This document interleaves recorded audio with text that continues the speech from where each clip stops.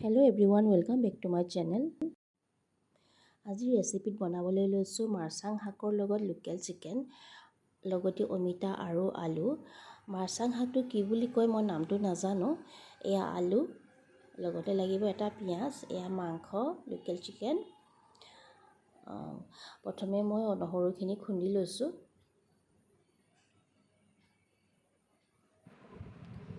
বনোৱাৰ আগতে গোটেইখিনি বস্তু যোগাৰ কৰি ল'লে ভাল হয়। এয়া নহৰু খুন্দিলোঁ আৰু এয়া আদাখিনিও খুন্দি ল'ম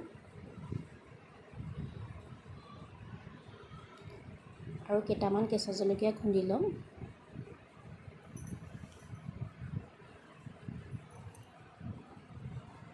এয়া কেঁচা জলকীয়া, আদা, নহৰু আৰু কেইটামান জালুক বহুত বেছি নিদিলেও হয়। মাংসৰ জোলখিনি যিমান জ্বলা হয় সিমানেই ভাল লাগে। কেইটামান আলু কাটিলোঁ, লগতে অলপ অমিতা কাটি দিম।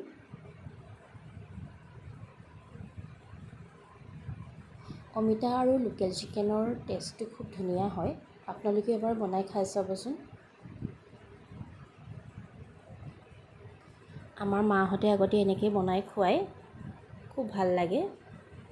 যেতিয়া অলপ গাবোৰ বেয়া লাগি থাকে, চৰ্দি লাগি থাকে, তেতিয়া এনেকৈ অলপ জ্বলাকৈ খাই দিলে খুব ভাল লাগে।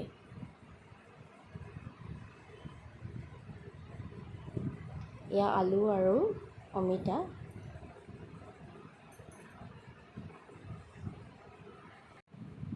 প্ৰথমতে মিঠাতেল দি পিঁয়াজখিনি ভাজি লৈছোঁ।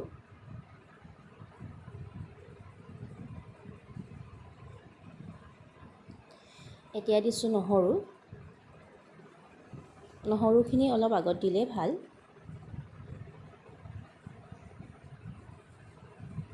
পিঁয়াজখিনি অলপ ৰঙচুৱা হৈছে, নহৰু আৰু পিঁয়াজখিনি। এতিয়া আমি মাংসখিনি দি দিছোঁ। নহৰু আৰু পিঁয়াজৰ লগত মাংসখিনি ৰঙচুৱাকৈ ভাজি থাকিব লাগে। লগতে আৰু ইয়াত নিমখ দি দিব লাগে।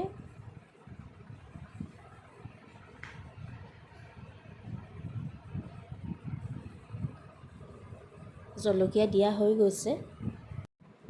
মাংসখিনি পিঁয়াজ, নহৰু, জলকীয়াৰে ৰঙচুৱাকৈ ভজাৰ পিছত আলু আৰু অমিতাখিনি দি দিব লাগে আৰু সোৱাদ অনুযায়ী নিমখ অলপ দিব লাগে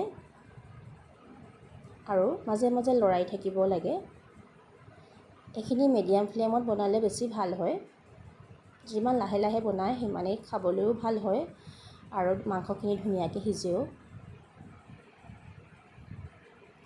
অলপমান পানী এড কৰি দিছোঁ।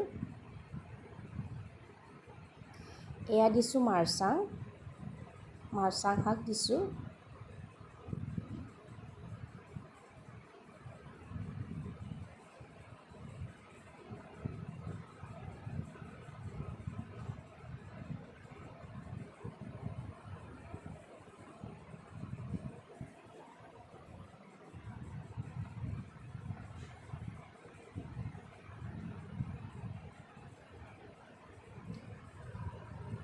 অলপ লৰাই দিব লাগে।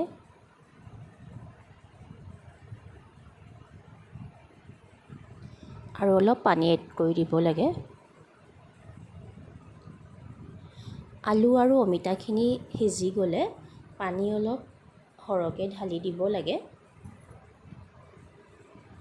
এয়া দিছোঁ আদা।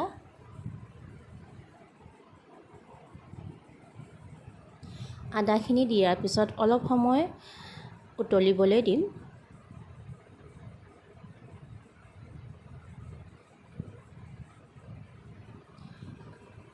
ইয়াৰ মাজতে চাই ল'ব লাগে যে নিমখখিনি হৈছেনে নাই।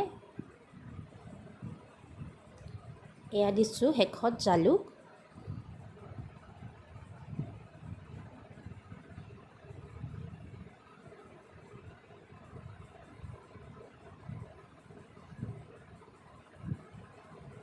মাংসৰ জোল অলপ জ্বলা হ'লে বেছি ভাল লাগে।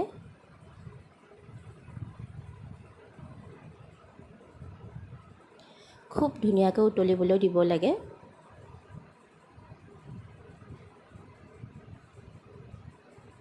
এয়া দিছোঁ মান ধনিয়া পাত, শেষত মান ধনিয়া পাত অলপ দি দিছোঁ, ফ্লেভাৰটো ধুনীয়া হয়।